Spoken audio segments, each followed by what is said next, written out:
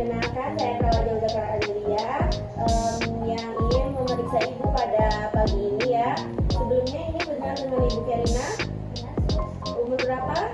25 tahun. Oke, boleh saya lihat gelarnya Ibu? Sebutkan nama dan tempat tanggal lahirnya. Oke. Di sini saya ingin mengajari Ibu cara jabat efektif ya. Sebelumnya kalau Ibu yang mana tersebut, boleh saya atur depannya untuk speed forward ya.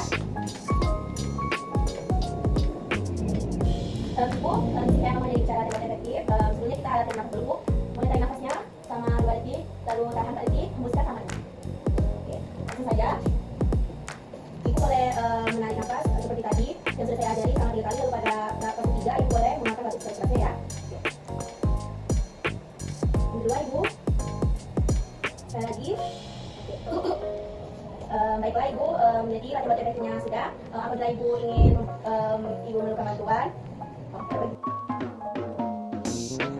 boleh tidur Ibu, kembali. Saya akan memeriksa ini lab Ibu. Apabila Ibu memerlukan bantuan, silakan gunakan yang lain sampai